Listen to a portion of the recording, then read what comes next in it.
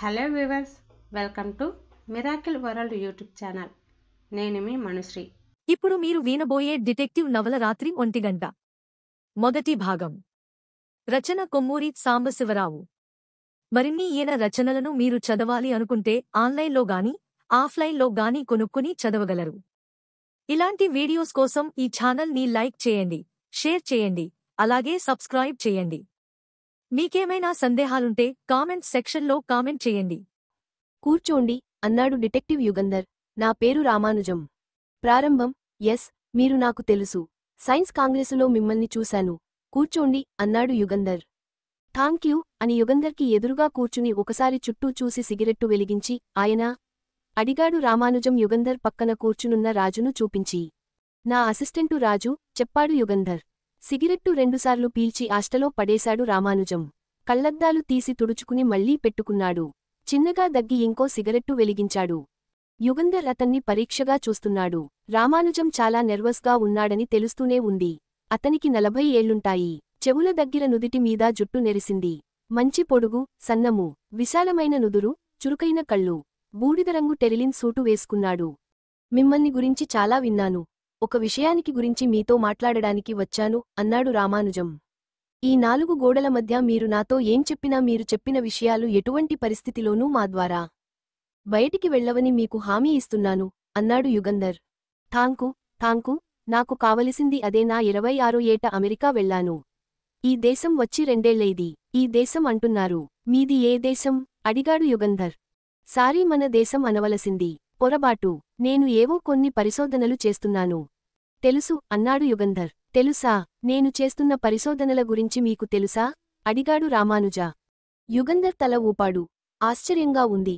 ప్రధానికి special branch director Bhandarkar తరపున నేను ఇక్కడ వ్యవహరిస్తున్నాను అన్నాడు.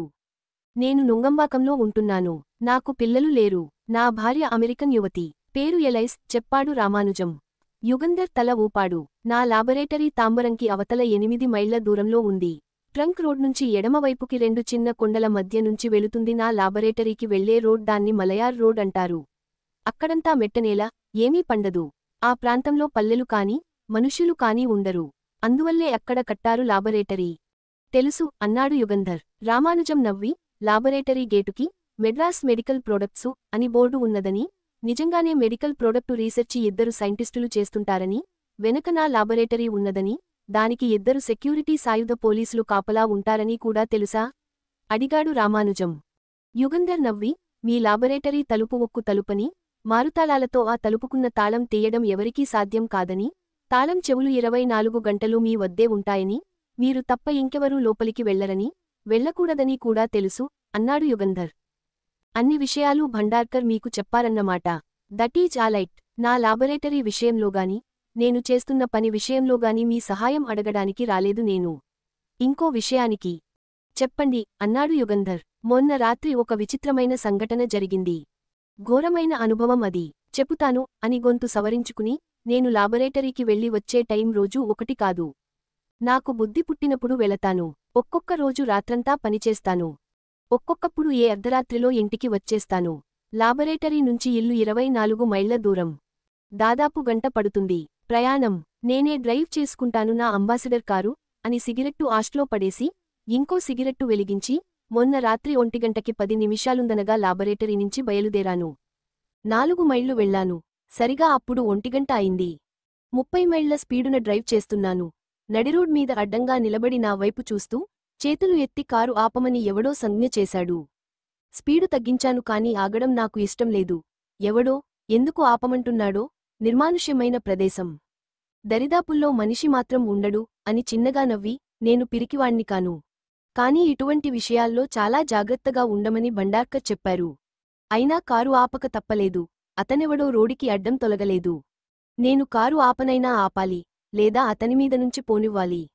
చూస్తూ ఒక మనిషి మీది నుంచి కారు పోనివ్వడం నాచేత కాదు. ఆపాను. మాటలు ఆపి ఇంకో సిగరెట్టు వెలిగించి, గట్టిగా పొగ పీల్చి, దాదాపు 40 ఏళ్లుంటాయి అతనికి, ఫుల్సూటులో ఉన్నాడు. ఎక్స్క్యూజ్ మే, నన్ను మద్రాసు వరకో, కనీసం ట్రంక్ రోడ్ వరకో తీసుకెళతారా అడిగాడు. చాలా నిర్దిష్టమైన ఇంగ్లీషులో అడిగాడు. నా అనుమానం ఇక ఎక్కువైంది. ఈ అర్ధరాత్రి ఈ రోడ్ మీద మీరు ఏం చేస్తున్నారు అడిగాను. కారు తలుపు తెరవలేదు. అద్దం కూడా పూర్తిగా కిందకి దింపలేదు. అవసరమైతే కారుని పోనిచ్చేందుకు గేర్లో వేసి ఉంచాను. యాక్సిలేటర్ మీద కాలువేసి ఉంచాను. అతను నవ్వి, నేను కథలు రాస్తాను. ఆలోచించుకోడానికి ఒంటిగా షికారుకి వచ్చాను. బస్ వచ్చి ట్రంక్లోడ్ మీద దిగి, నిర్మానుష్యంగా ఉంది కదా అని ఈ రోడ్ మీద నడిచి వచ్చి అక్కడ కూర్చున్నాను. నాకు తెలియకుండానే నిద్రపట్టింది. మెలకువ వచ్చేటప్పటికి అర్ధరాత్రి అయింది. మీకు ఇబ్బంది అయితే నేను నడిచే వెళతానులెండి అన్నాడు. నాకు జాలేసింది. చదువుకున్న వాడిలా ఉన్నాడు. పెద్ద మనిషిలా కనపడ్డాడు. రండి, అటు వచ్చి కారు ఎక్కండి అన్నాను.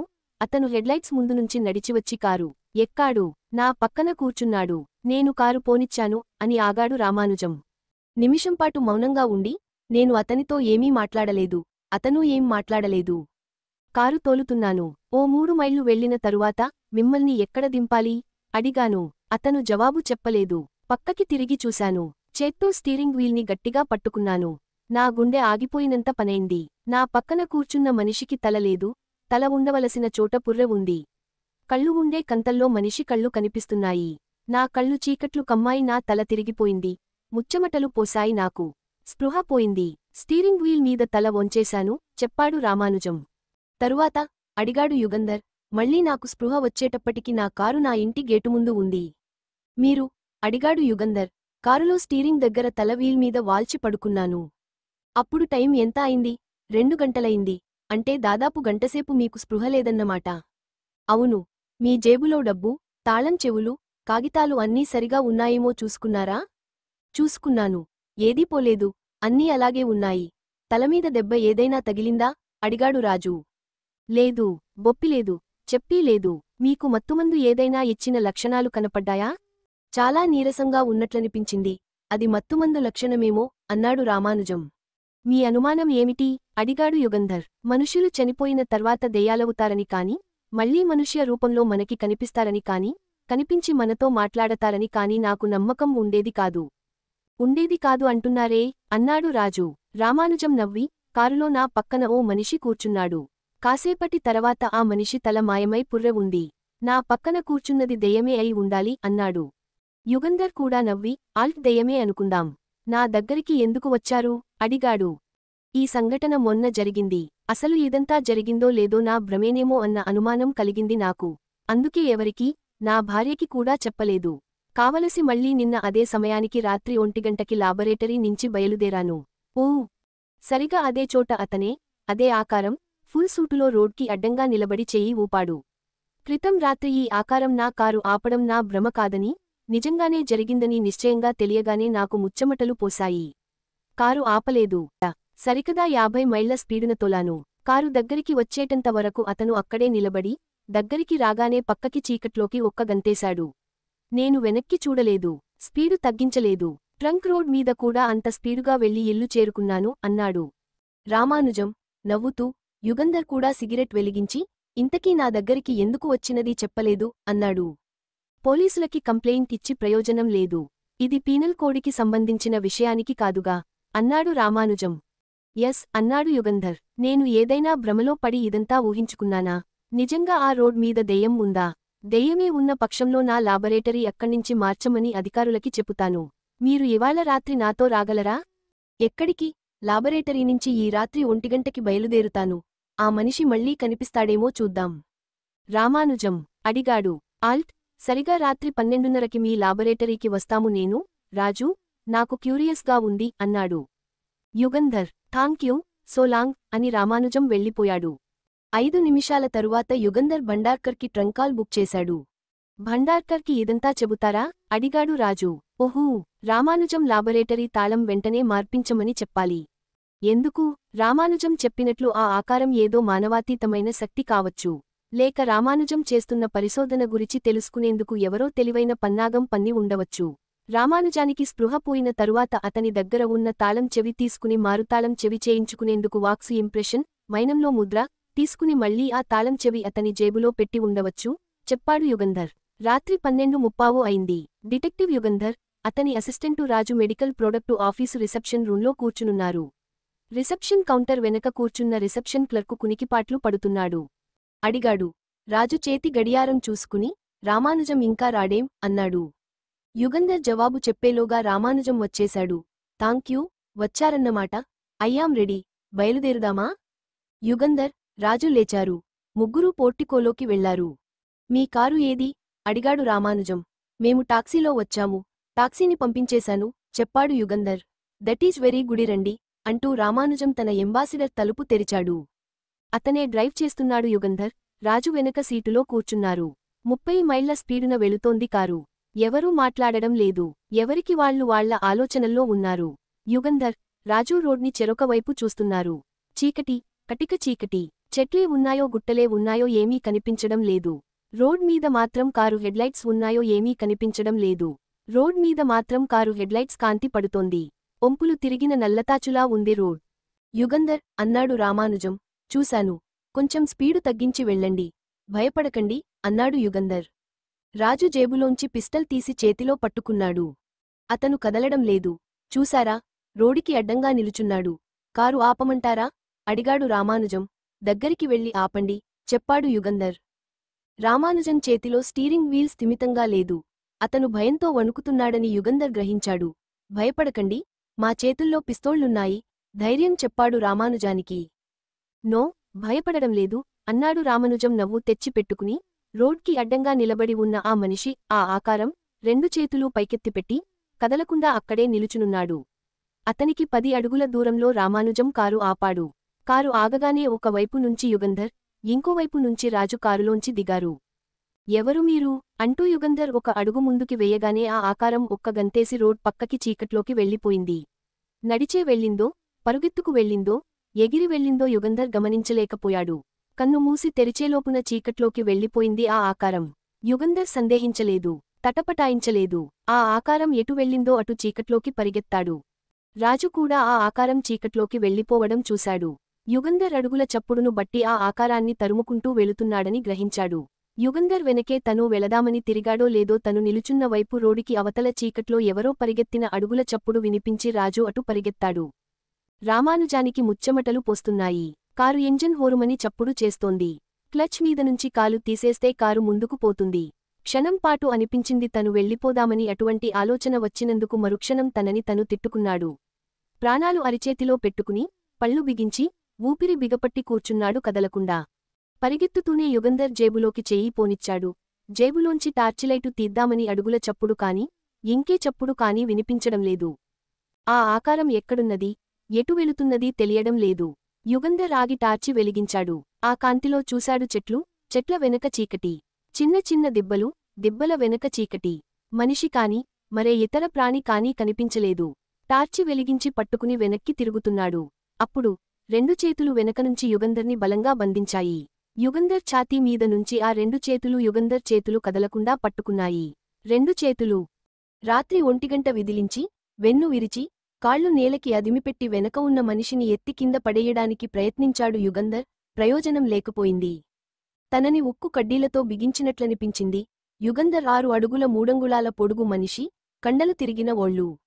తరచూ వృత్తిగతంగా రకరకాల పరిస్థితుల్లో మల్ల యుద్ధము, బాక్సింగు చేసి ఒంటిని, కండలనీ సాన పెడుతుంటాడు.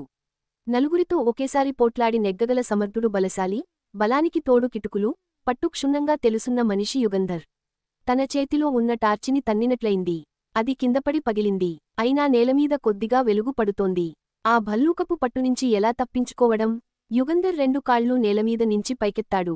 తన బరువంతా తనని పట్టుకున్న మనిషి మీద వేస్తే మొయ్యలేక తనతోపాటు కిందపడతాడని అనుకున్నాడు. అలా జరగలేదు. ఆశ్చర్యపోయాడు యుగంధర్. తన బరువంతా చేతుల్తో మొయ్యగలవాడు తనకన్నా ఎంతో బలవంతుడు అయి ఉండాలి. ఇంకా బరువు వేయాలని పూర్తిగా వెనక్కి వాలాడు. చెట్టు బోదకి ఆనుకున్నట్లున్నది కాని వెనక కదలిక లేదు. మొదటిసారి అప్పుడు అనుమానం కలిగింది యుగంధరికి. తను పోట్లాడుతున్నది, తనని బంధించినది మనిషేనా అని. తల వెనక్కి వంచాడు. టార్చిలైటు కాంతి మసకగా ఉంది. ఆ మనిషి తనకన్నా పొడుగై ఉండాలనుకున్నాడు యుగంధర్. తన తలకి వెనక ఉన్న తల తన తలకి పైన ఉన్నది. తల పూర్తిగా వెనక్కి వంచాడు. ముందు కనిపించినవి తెల్లని పళ్ళు. పళ్లపైన చిగుళ్ళు కాని, పెదిమలు కాని లేవు. కళ్ళు ఉన్నాయి. అవి మెరుస్తున్నాయి. అది తలకాదు, మనిషి పుర్రే. అదేమిటో ఆలోచించడానికి, పూర్తిగా చూడడానికి వ్యవధిలేకపోయింది. యుగంధర్ తలమీద బరువైనదేదో పడ్డది. మరుక్షణం కళ్ళు చీకట్లు కమ్మయి. తనకి స్పృహపోతోందని, కింద పడిపోతున్నానని తెలుసు యుగంధరి. కళ్ళు తెరిచేటప్పటికి అంతా చీకటిగా ఉంది. తల బద్దలవుతున్నట్లు నెప్పి, మెడ, జబ్బలు అమితంగా పీకుతున్నాయి. లేచి కూర్చున్నాడు యుగంధర్. ఎక్కడా చడీ చప్పుడూ లేదు. రోడ్ ఎటున్నది? రామానుజం, అతని కారు ఏమయ్యాయి? రాజు ఏమయ్యాడు? చేతులతో చుట్టూ తడిమి చూశాడు టార్చిలైటు దొరుకుతుందేమోనని. దొరకలేదు. నెమ్మదిగా లేచి నిలుచున్నాడు. ఒకసారి కాళ్ళు, చేతులు విదిలించుకుని చుట్టూ చీకట్లోకి చూశాడు. రామానుజం కారు హెడ్లైట్సు ఎందుకు ఆర్పేశాడు? ఇంజన్ ఎందుకు ఆఫ్ చేశాడు? తను ఎంతసేపు స్పృహలేకుండా పడివున్నాడు? చేతి గడియారం చూసుకున్నాడు. 2:15 అయింది. గుడ్డి గంటసేపు స్పృహలేకుండా ఉన్నాడన్నమాట. అడుగులో అడుగు వేసుకుంటూ నడిచాడు. 2 సార్లు కాలికి ఏదో తగిలి పడబోయాడు. కొంచెం దూరం నడిచి ఆగిపోయాడు. చీకట్లో దారి తెన్నూ కనిపించడంలేదు. రోడ్ వైపు నడుస్తున్నాడో, రోడికి దూరంగా వెళుతున్నాడో తెలియదు. అంతేకాదు తనకి స్పృహపోయిన చోటే మళ్లీ స్పృహ వచ్చిందని ఏమిటి నిదర్శనం? తనని ఎత్తుకు వెళ్లి ఇంకెక్కడైనా పడేశారేమో. గ్యాష్! జేబులు తడుముకున్నాడు యుగంధర్. సిగరెట్ పాకెట్, లైటర్ జేబులోనే ఉన్నాయి. సిగరెట్ వెలిగించాడు. తనని బంధించినది ఎవరు? మనిషికాదు అన్న ఆలోచన మనసులోకి రానివ్వలేదు. యుగంధర్ కాదని తోస్తే భయం అని కాదు. ఆలోచించి ప్రయోజనం ఉండదు. ముందు రాజుని, రామానుజాన్ని చూడాలి. ఏమయ్యారు? ఎక్కడున్నారు? ఆకాశం వైపు చూశాడు. అక్కడక్కడ నక్షత్రాలు మినుకు మినుకుమంటున్నాయి. నక్షత్రాలని బట్టి తను ఎక్కడున్నది అంటే రోడికి ఎటు ఉన్నదీ తెలుసుకోవాలి. అదొకటే మార్గం ఆ చీకట్లో తను రోడ్ చేరుకునేందుకు. రాత్రి 1 గంట ముందుకు కాదు, వెనక్కి కాదు, కుడివైపు నడిచాడు. దాదాపు 100 గజాలు నడిచి ఆగాడు. రోడ్ ఇంకా కనపడదేం? రోడ్కి అంత దూరం వెళ్లలేదే. తను బూట్సు కింద ఎండుటాకులు, పుడకలు టపటపమంటున్నాయి. గాలి వీచినప్పుడు ఏవో రకరకాల కూతలు వినిపిస్తున్నాయి. నక్షత్రాలని బట్టి దారి తెలుసుకోలేకపోయాడు. వెనక్కి తిరిగి మళ్ళా వచ్చిన వైపు వెళ్లాడు. ఉజ్జాయింపుగా తను పడిపోయిన చోటుకి వెళ్లాడు. అక్కడ ఆగి నేలమీద నుంచి చిన్న చిన్న రాళ్లు కొన్ని ఏరాడు. వాటిని చీకట్లోకి, దూరానికి విసిరి వేయడం ప్రారంభించాడు. ఒకవైపు కొన్ని రాళ్లు విసిరి, తరువాత పక్కకి జరిగి ఇంకో వైపుకి రాళ్లు విసిరాడు. అలా 50-60 సార్లు విసిరాడు. ఒక రాయి దేనికో తగిలి టంగ్మని చప్పుడైంది. మళ్ళా ఇంకో రాయి అటువైపే విసిరాడు.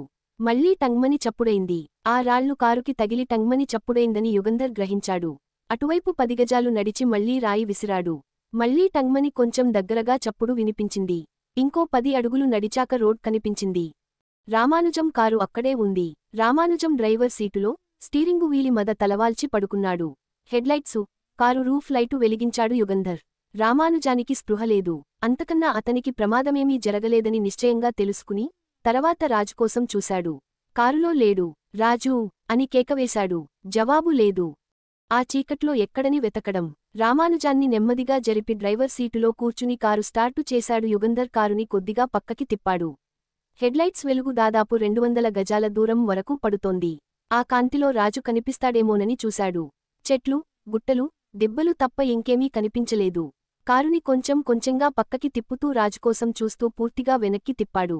కారు వెనకవైపు 50 గజాల దూరంలో, రోడికి పక్కన మట్టిలో పడున్నాడు రాజు. కారు ఇంజన్ ఆఫ్ చేసి, తాళం చెవులు జేబులో వేసుకుని హెడ్లైట్సు వెలిగించే ఉంచి, యుగంధర్! రాజు దగ్గరికి పరిగెత్తి, రాజూ! రాజూ! అన్నాడు రాజుని తట్టుతూ. ఆన్ అంటూ మూలిగాడు రాజు. రాజు తల తడిమి చూశాడు. తల వెనకవైపున బొప్పి కట్టింది. పెద్ద దెబ్బే తగిలింది. ఎప్పుడూ స్పృహ వస్తుందో?